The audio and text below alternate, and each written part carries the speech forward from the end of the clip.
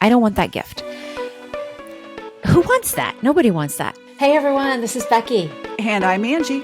And welcome to Real Talk with Beckie and Angie. Welcome back. Today we are talking about confidence. Let me tell you a story.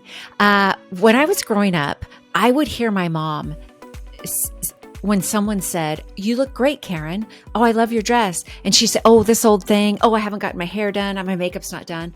Every single time. So guess what I did when I got a compliment? Oh gosh, my hair's not done. Oh, this old thing. I did it exactly the way my mom did it. And so then when I was in my 20s, I realized if I just say thank you, they'll stop. And the attention's off of me and it's done. It's done. I wasn't really taking in the compliment. Okay. Mm-hmm. So fast forward to this coaching weekend that I went to. It's been like 6 years or so. And one girl said to this other girl, "Wow, you look great today." Something like that. I don't remember the compliment. And she looks back at her and she goes, "I received that." And they kind of giggled. And I didn't hear anything else the coaching lady said the rest of the day because all I could think about was how I'm going to utilize that tool. And so I thought, thank you has always been a deflection. It would appear as though I'm confident because I'm saying thank you. Now what I say, as awkward as it is, I receive that. I might say, "Thank you. I receive that." However, I say I receive that, even to strangers. And yeah, they take a pause and look at me. And I don't do it for them. I do it for me. Because first off, the compliment, when somebody gives you a compliment, they're giving you a gift. Mm-hmm. And if you say, "No, I don't look great," or whatever, what you're basically doing is you're taking that gift and you're throwing it right in their face. Yeah. I'm a good person. I receive that. I receive that. And your subconscious that's always listening, like Alexa, hopefully she didn't hear me, and it's always listening. And so if someone says, "Oh, you look good today," and you downplay it, your subconscious is going, "Okay, yeah, we look like crap today." Instead of "I receive that," your subconscious goes, "Yeah, I receive that." So I receive a compliment. And that's what I teach my clients to do.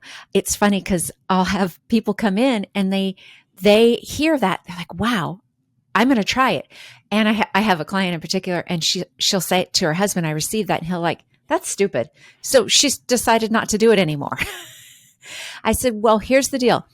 If thank you feels right for you and your body is actually receiving it, then that's the acceptable response for you. For me, it was not. It was thank you was a deflection. It was just stop the conversation."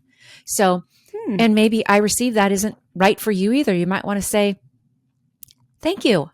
I agree with you." Or it could be anything as long as your body is taking that in. I know.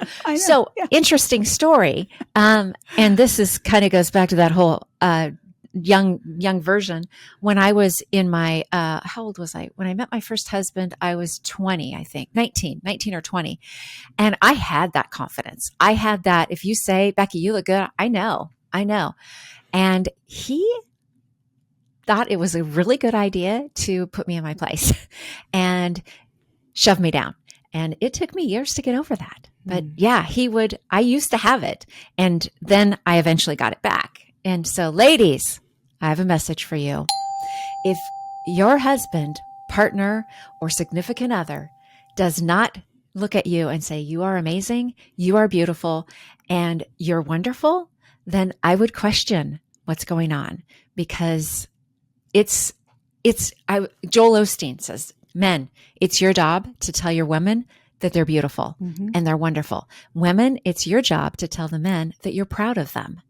And how much of a confidence builder that is when other people build you up. It shouldn't be your foundation, because we get to be our own foundation. When other people give us the compliments and build us up, we become unstoppable. And I don't even like that word, but we become unstoppable. I'm not going to go there. I could go into the whole unstoppable, why you don't like it. We'll circle back to that at some point. But I agree with you. Women need to hear different things.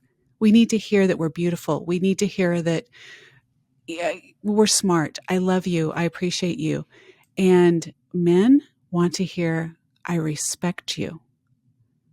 "I respect you" goes a long way. To tell a man, "I respect you," you can tell a man, "I love you." We think that, you know, we want to hear, I love you. I think you're pretty. Go to a man and say, I love you. I think you're handsome. Be like, okay, whatever. But you tell a man, what do you want? Yeah, right. Okay, gets the wallet, you know, or what did you do? I mean, that's another one I think that I've heard. Oh, what did you do now? But tell a man, I respect you. Ooh, talk about a confidence builder for your man or any man. So just a little tidbit to throw in there. Yep. There was something, you know what I want to talk about real quick is what we say to ourselves. Huge. I really, really want to go. Self-talk. Yes, self-talk. And I think we can both relate to this. Like your mom saying, you know, oh, I totally can see that. Oh, this whole thing. Oh, I need to get my hair done. I've done it. Oh, I need to get my roots done, you know, whatever. But it's that moment that we look in the mirror and we criticize ourselves. And I remember when I first had this awareness of looking at myself in the mirror and going, God, my thighs are so big. Or, you know, it was tearing myself down. And I remember thinking, well, because I had a young daughter at the time, and I thought, I wouldn't say that. First of all, I didn't want her to hear me say that about myself. And then I thought, I would never say that to her. I wouldn't say that to my best friend. I wouldn't say, Becky, you know, your butt's really big. Right? Why would I say it to myself? If I can't be my own best friend and my own best cheerleader, then who else is? So I learned that doesn't mean that I'm flawless in this. I will walk by the mirror and go, girl, you rock. I'll have a moment where it's like, ooh, that just moved a little more than I wanted to see. And then I think, you know what? This body has got me through. And I go through this litany of like all the things that I've accomplished. And then I'm really smart. And it's not about my body and it's about my heart. And I do this. And I hope that resonates with some because I know that we do it. We do it. We're going to do it. How we recover from it and what we say afterwards, I think really matters. What are your thoughts on that? Because you are a body confidence coach and how to break up with binge eating. So what are your thoughts on that? What do you tell your clients? Well, self-talk is it's so interesting. I've done a lot of research on it. The way to improve self-talk, it doesn't happen overnight. It's not like you just go, I'm going to flip a switch and I'm going to start talking nicer to myself. It doesn't work that way. If it did, I don't think we'd need therapists or we'd all walk around really confident. And so once you recognize that you have said something bad about yourself, like, oh, my butt is really big or it jiggles more than normal, and you realize that that is not a loving statement, take a moment and literally pause. Okay. What I just said to myself was not kind. What do I want to replace it with? And the biggest key to that is not beat yourself up for saying what you just said. Because now you've got two strikes against you. You've said something negative and you're beating yourself up for it. Let go. You got to stop beating yourself up. Like literally just stop. That is not serving. And it only makes the problem bigger. So when you recognize, oh, I just said something really bad about myself. I wouldn't say that to Angie. I wouldn't say that to my son. I wouldn't say that to my husband. Yet I'm saying it to myself. Okay, stop. Mm-hmm. And then reframe it. My butt is hot. We've talked about my butt. Your butt is every single so episode. My butt is going to be famous someday. So hot. And so my butt is hot. Boom, done. Move on. Mm-hmm. Move on. And it's so easy to go down that rabbit hole of starting to find evidence of why you're bad. And when you've gone down that rabbit hole and you recognize that's where you are, just stop. Don't beat yourself up because that's not going to serve anything. Pull yourself up and move on. And I know it's easier said than done. And it can be done. It's little by little steps that over time help you to where you're criticizing yourself 10% of the time instead of 90% of the time. And you notice any progress. And another thing is when you notice that you didn't beat yourself up or you didn't say something bad about yourself to yourself, you celebrate. Good job, Becky. Good job, Becky. Absolutely. it's such, I can't remember if I shared this with you. It's such a knee jerk reaction for me to say, good job, Beckie, now that Odie and I were walking, in the neighborhood the other day, and we've had a lot of rain here, and the sidewalk was super slippery, and my feet went out from underneath me, and I was able to get myself standing upright, and I go, good job, Beckie, out loud. And I'm like, somebody's Ring camera just picked that up. Good job, Beckie. I would want to see it. And I laughed. I thought it was so funny because see, doing that tripping, I could easily say, what a klutz, or, oh gosh, I'm so, I can't even say bad stuff about myself anymore. It would be so easy to say bad things instead of, good job, Beckie. You just recovered well. And it was fun. So catching yourself doing that self-talk and starting to change the story and know that it's not going to be an overnight thing. Don't beat yourself up for it, and celebrate when you have made the shift. Oh, that's it. Absolutely. That's all you got to do. That's it. That's it. That's all. It's done. Once again, we're done. We're done. Done. So I own my flaws. Because I'd rather own my flaws, meaning physical appearance flaws or whatever. I own my flaws because I think it's empowering. One of the things I do in my show, and somebody mentioned it in my Poshmark, my live shows, I'll talk about how if you wear this certain dress or these kind of clothes, it will smooth out the bumps and things. And I'll say, I think I was born with cellulite on my butt. I mean, there's no getting around it. It just is what it is. And so I'll just say it is. I mean, I have learned to work around it. And I think by sharing that with other women, of just saying, yeah, I have cellulite on my butt and I was born this way. And like one day I was a size 6T, I guess, in kindergarten. Then all of a sudden I was a 12, adult 12. Like it just happened. It's just the reality of it. But owning that and being confident in that there's nothing wrong with it. Somewhere along the way, some guru said, you got to build up your weaknesses. And I'm going to say, I believe that's BS, because I believe we're all created differently. We all have certain weaknesses and we all have certain strengths. And I'm a big advocate for playing up your strengths. And I think if you focus on your strengths, that is a humongous confidence builder. I agree with that 100%. Why?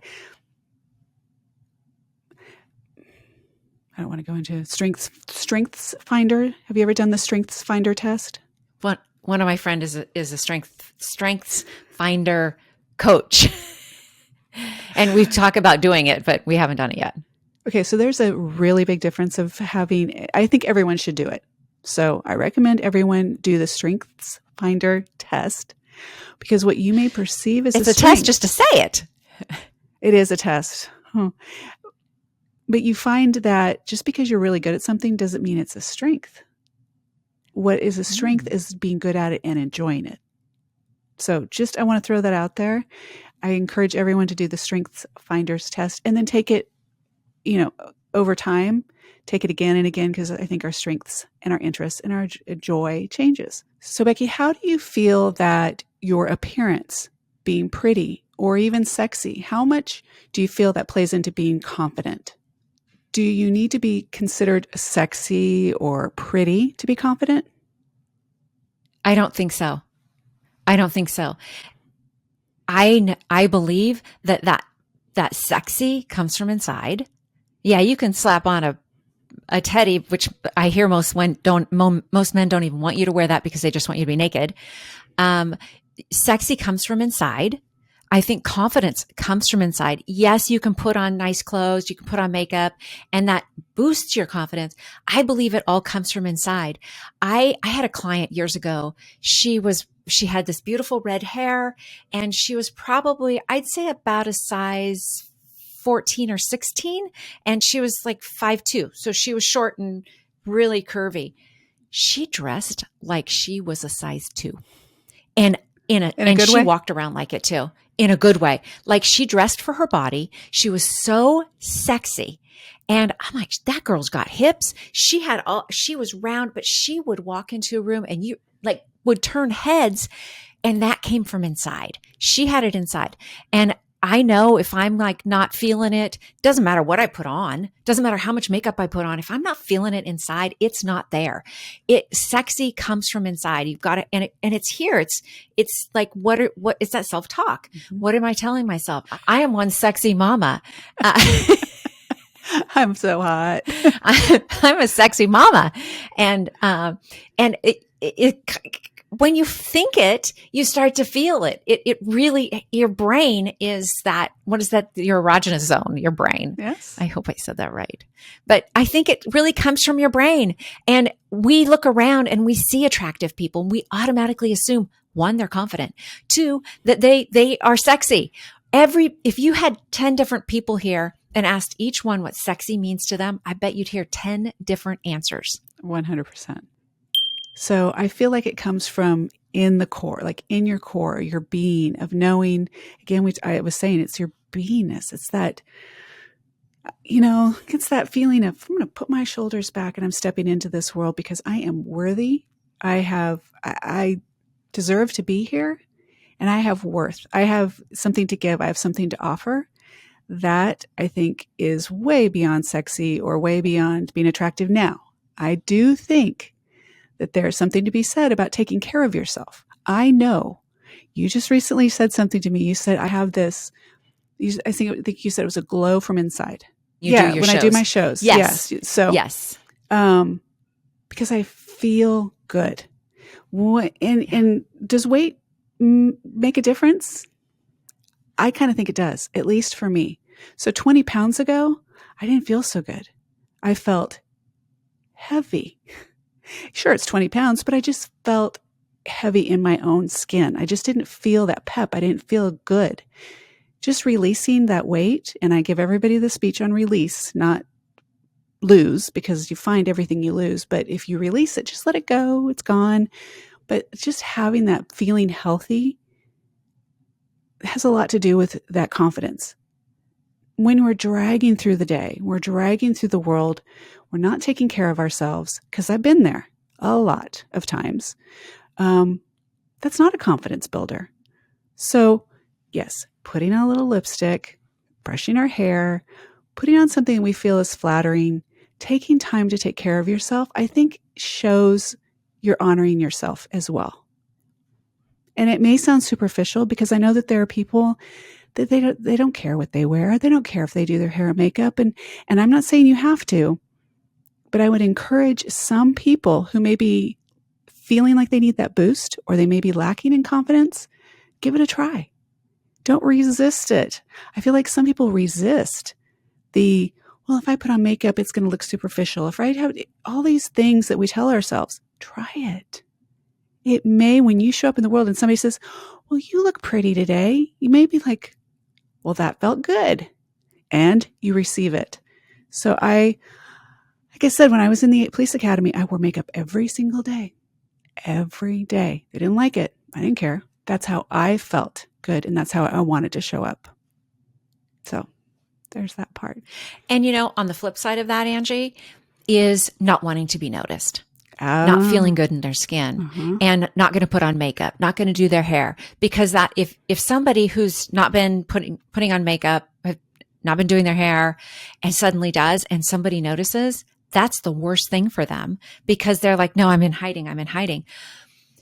And the 20 pounds, you mentioned the 20 pounds, you can have the 20 pounds, you can have the 40 pounds, you can have the 60 pounds and still love your body. You said the W word 5 times, I think, during this time. Worthy. You are still worthy as a human being, regardless of your body size. Wear clothes that fit you. Oh, that's huge. I'll say it again. Yes. Wear clothes that fit you. One area that can make you feel like yuck is your closet. If you open those doors and 95% of those clothes don't fit you, they're saying to you, this message they're sending to you is you're not worthy. You're not even worthy of coming in this closet because you can't fit into anything. Get rid of every single thing in your closet that does not fit you. Don't hang on to it thinking I'll fit into it someday, because when you do fit into it, Angie, with the 20-pound weight release, did you buy new clothes? Yes. Yeah. See, Yeah. you're going to buy new clothes. Yep. Get rid of those clothes. You can sell them on one Poshmark. time, there you go. Angie will take care of that for you. I took out one time, I thought, well, I know it'll be a good idea. I'll take out all the clothes that don't fit me and I'll put them up on the top shelf. Oh. And every time I opened my closet, I felt like they were looking down on me. That would be intense. Yeah. Yes. Yeah. I feel like. So I drove them to the Goodwill and I said, these are really good clothes. Get rid of them, take them. And I came back home. And now when I open my closet, everything in there fits. Everything. Even I did this with a client. I said, you need to go through your closet and get rid of everything that doesn't fit. She goes, Beckie, I'll only have like 5 things. How many clothes do you wear? I wear like 5 things in my closet. I don't wear everything in my closet. And so she goes, but it's so nice. I open the closet and there are my choices and dressing takes a quarter of the time and it's pleasant. I had a client that said she started thinking in the morning, as soon as she woke up, what am I going to wear today? What am I going to wear today? Get clothes that fit your body. Mm-hmm. Get clothes that fit your body. That's a huge piece of it. Yes. You want to be comfortable in your clothes. That's as important as being comfortable in your skin. Wear clothes that fit you, complement your body, and are comfortable. I agree. That's my 2 cents. My thing about the 20 pounds for me is the way I feel. So feeling that I feel healthier. So I also feel like when we take care of ourselves, now I'm still considered obese. I am still considered obese, but I am comfortable right here where I am. If I see, I did it. If I release a little bit more, great. What I want to do is I just want to feel healthy. I think there are people out there that you were saying that want to hide. Well, they're hiding in a lot of ways. So I just encourage people, the women that are listening, to take a look at all the areas.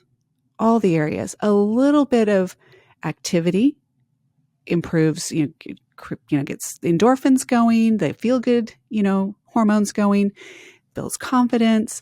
It's a holistic approach. It's not just one way. I do think though that just taking pride in how we look, and to your point of dressing is a big part of that. It goes a long way. Have a good week. You guys take care. Love you. Bye.